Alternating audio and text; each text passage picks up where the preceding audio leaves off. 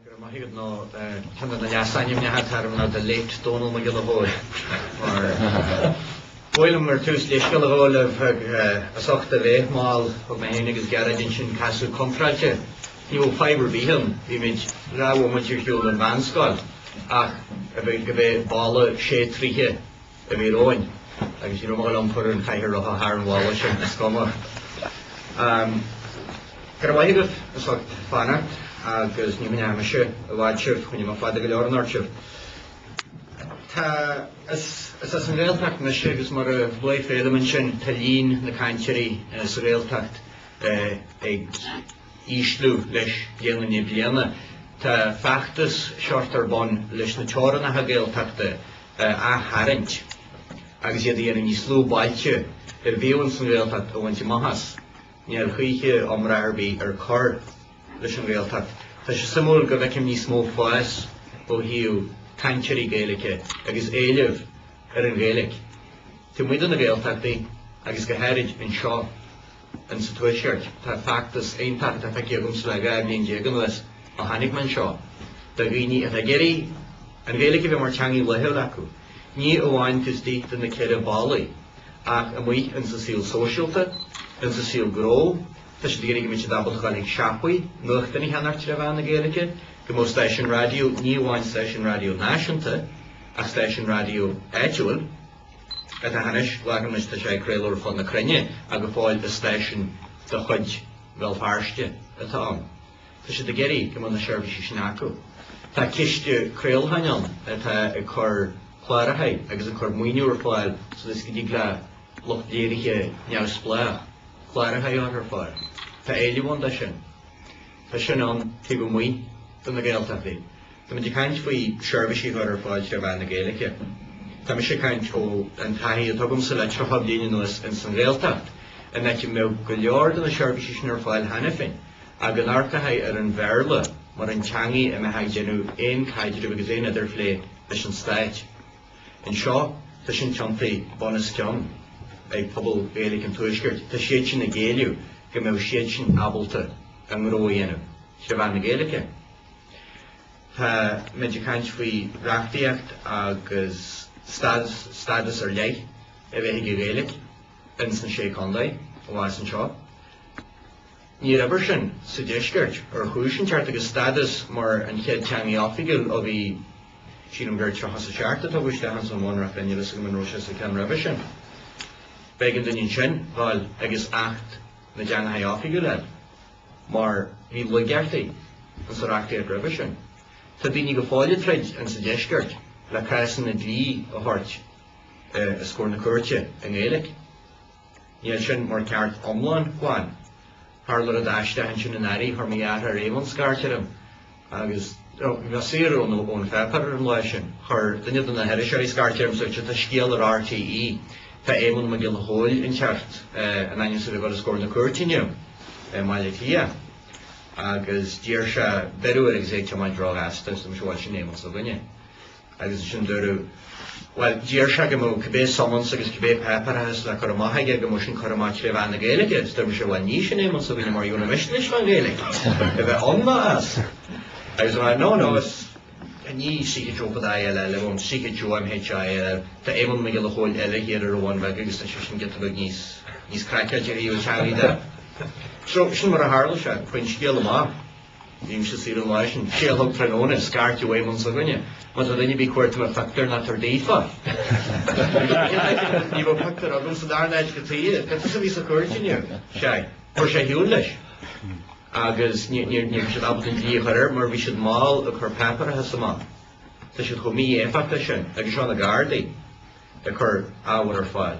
Gígóil reachtaíocht an gígóil stádas agus stádas faoi gá mar teangaí áfigiúil agus an sin faoi ach na deangaí áfigiúile. Sílam an dóid atá an fá ggóil an stádas na dhíhíonn seo ná le pléiles an náideas atá in san seirbhísí pobail. Agus ní bhain sin as na hairneil príomhaidethe. Bhí cais an sin coppla seachtaine hain bhí daine géirí litir ó thir síos gaid na gan na Gaeilge agus fuair siad scarт ó partial link na drámaigh an seo agus chuil man teachtar tá fágúir a fón. There's a letter here has to go to Galway. I'll tell you this, the address has to be in English. Now, reading to that effect. There's no Eagraithe. Ní hórga me ha a geri in gomón cosan sin a díhart a taisha di. Scrimin scartio ar cartlan náisianta a maiile tia beidir céim níanahain. I was about tia that don't know the whole yes I am do. Listen son, I don't speak the language. Not going to skill or I don't have Irish or I've only a couple of people. Be náwiges son. Tá náwiges in suggestion. Agus hannig me cho le couple of me in us. Tá fáis a charter a Gael scátheagras. Tá mi ga factus ar leithir bon. Le Gael scalan na scalan na Ghaeltacht a ahrú, gydí scalan na berla. Arin mór, agus hís a Garcagine. Agus seo factus a chur boil den phobal iad hain tuismocharí ar bon. A gas Garcagine fad a bhí siadam nín 8 ón rúis. Agus bhaisisin go rúis fi bhí wantaiste mar geallar go mhaithe se bhil dín scáil sa cantar a gur scáil Gael a scáil láin Gael a se a scéil scáil bhío. An aring mór, tá siú factus is an scáile ach Gaelú. Mar gur chur éman ó críomh pakistar fáil gur féidir le daoine ó muide na Gaeltachtaí freastar ar scáilena ar lein na héireann ó an aitheanta na Gaeltachtaí ar fáil tríomhí. Wat ar gáid bhí mrátaí go le breis airigh de bhí hiabhrí, tá sin factus seo ceann breid arafa go mó a han áhairt a hagus tribhán na Gaeilge. Sa sin tá sin na concerned parents. A chur thart litrathe. A chur aniuil rud a beidir a bheith súil leis trochan na daithid bliana hain. Go mó do fáiste fé bhí wantaiste. Main siad na dehas tribhán na Gaeilge go heiles go hamad. Go mó Eagraithe a go mahan seo a gáil chuig level 3 level. Scalt cuasaí 3 level. Bhí na listí seo ag dead má in san diaachtas le brúthar tuismotharí bhátar leis na scáilena antaiste na scáilena berla. So tá náid is an sin. Ó hiú seirbhísí a bheith ar fáil agus éile bheith ar seirbhísí tarad in teartan seo nach bhil in san deisceart tá nósan a bheith ag éiliú rudaí trí Gaeilge. Lachaí gcónaí leis an san glúna chuí ribh glún sagamsa go gaithú peparathe a bheith a merla. Go gaithí plé leis an stáit seirbhís a merla go héirid ó rinneúir hiúla sin réal sin go gaithú level bonusach na level áirithe Gaeilge a bheith ag gach stáit seirbhíse. Nar a chuidir leis an réal sin go minic ní bhéil stáit seirbhísí an leis an Gaeilge acu. Tá rudan teart agus pointúháine dhéanas má. Tá seafaid an teart an sa Ghaeltacht agus caiithir bheith cuaramán na darlíonn sin seo. Tá daoine an gardaí, doctorí, searbhaintí poiblí, stáit seirbhísí, a gobar a gceantartha Ghaeltachta. Ar an ábhar bhfuil siad naim san Gaeilge bheith acu. Agus fan sin déifan géad breisian na báin a go bhí go dé. Agus ní bhíon an teanga acu. Sin just pointúháine héis má éileh tan éileh an seo hanachan. Agus tan éidethe san tá glún online. Agus coppla glún ina sír an bhfuil beidir ar a darna glún tairid se sa títhe glún a chuid ag na Gael scáil na seo agus a sinna méadú bhéanaí ní bliana. A bheits ábalta tuairt faoi formatha scrífa an éilig. Sin ceann na fáibhan é réamh a bhí sa deisceart, be me heigeí forma líú maith an éilig. Chaithe cópta dhéirí a merla go maiths is go daice go dtí bhíor siúla. Sin fáib a bhín sin, ach tá naidethe stábhachta in sin tan fáistíocht a thugus na dhéise. Tá eagraíocht sa deisceart údaras na Gaeltachta, agus is cólacht stáititán ó bhfuil board holaitiúil péite ar. Agus tá inadíthe ó na pártíthe go léir sin. Tá údaras i déanana rudí maithe in áitethe, ach tá go bhór seafaid i gceisleach go maith. Rinne sé díreacht agus caiisiid beidir trocha bliain a geirí tionscail móra a bhallúchan na Gaeltachtaí. Má arcantúir cén áitiúil na Gaeltachtaí lonithe, tá siad ar imol na heilein seo. Was muidíon dainir bhí a rathú go tíorchanail fiche bliain 10 mbliana trocha bliainethe ar an dóibhíor na bailíonn se.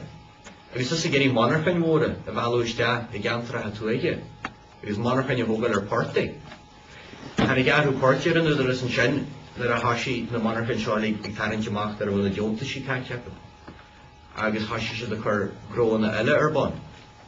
Telesales. So caiinteas le héalómlan ar scáil, tá go do maith an scáil níl pástar bíle fáile go sa bháile, tá tú níiad a chuideithe seil tribhán na Gaeilge, tá do nóí sa Ghaeltacht, Cantir dúri se donad, I dén pasta tugad, gur scart daoine assassin an éidir fod na tír agus a fod na crinne, gur rudí díal le, sé bhean an bhéla. Agus seo bhí cólacht an sin contact fór rin síos le seachtaí nuas, céad agus a hocht daine, I drí cheantar Gaeltachta, a bhí fastaí. Sé bhean an bhéla. Ag agréocht staid a an aim san Gaeilge thar an cin. Tá sin a héon eiste go leor, ach daine bhí bhfuil aithne gúrin ar an deisgur teici siad gháil ilíid an chréite. So, tá sé táhachta, agus me sé gar isteach seo an san pobal seo, ón pobal a hanig a héanamhaid. Go gaithí fastaíocht a bheith ar fáil, don na páistí seálaí a tá teart agus ag fágailt na Gaelscoileanna. Agus a gáil ar cuasaí tríú level, agus bheith caiideann ardéide heis pointe mácu. Tá seart éireáin nach mé job a gomsa sa Gaeltacht iniu, a go bheith bartas fel farste, agus teasar a bharte go an seo. A sinnar a daí daoine le fís mar sin le a díoch ar bon, so da go mé postna, tá ard chaideann ar fáil. Don chead blúna le a tá teart níos. Ní mar an maithe bheith cathá airigean, a tart ide hastífa sa teanga, man áil se dábalta leansna ré. Is part den Tógáil Chóill agus Tógáil Pobal agus a hanad a bhábalta galá, agus do le cathá sé bhena Gaeilge. Sinna de hígan sé mal farste, beidir na mil go forrasta ma dhéanam in sa Gaeltacht. Ó irí mar maidín, I dí mar leis an éige. Nach mar féimar an facail bear le Lord. Agus go a hanig réad an síl, in sin, idir a obair agus siamsaíocht agus eile. Luú ggóil líon na cantirí dúthis a gáil a dhéanaine bíanana, tá sin fiad. Bhí survey milltine samú rinneú ag tús na scoil bíanana narí a mí man fór, agus bhain seo go díre le Gaeltacht hir chonaigh. Agus fud is má ó ahan scoil, dhéirmid na scoil bhíine chládaí, fá sí ceatar dhéirmid. As an ceatar sin, ní ra páiste bháin gur bé an Gaeilge teangaí lóthra sa bháile, agus is sin an Gaeilge ag an nathair agus ag an bháthair. Agus gur an Gaeilge an teangaí léithúr lóthra bhór. Sinna gantar bhí sinna mína chládaí. I má tharórtaí, tíúla sin, is achtar, siisir, gur an bhéarla mar an teangaí lóthra sa bháile. Seo an críche na Gaeltachtaí. Agus pointe, agus sin beidir an pointe dearna dhéanaan na luú an sin agus scríomh me síosa mar bhí me géirí smuitiíocht a legaid agus an éiscí me síos báíart. Mé go mábal thart é níl. Pointe ach nuaithe, chans gur bé pobal na Gaelscoileanna agus pobal na Gaeltachtaí arbach machchas áirinn seo I maiile lia agus tá cantaratha an seo I mal farste, sin go mála agus a mai déanú dearmad cin ceair an bhilma.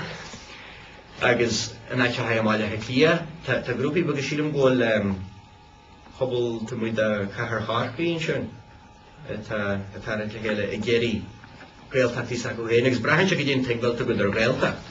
Agus sin rud sílam sa go gaithí teagbal na Gaeltachta áthú, chan go díra gur ceantar tuaiche ar imol sáchaí atá.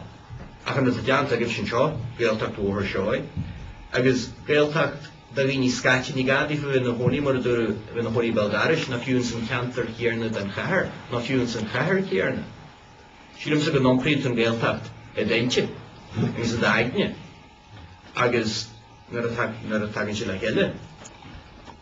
Sílam go gaithar táisiart a smúitiú ar an Gaeltacht a muid ar a bhaine le léimisteir, a bhaine le pobal atá beidir scáthar na heile agus scapaí ar a léad atá fáis an tamar fáil.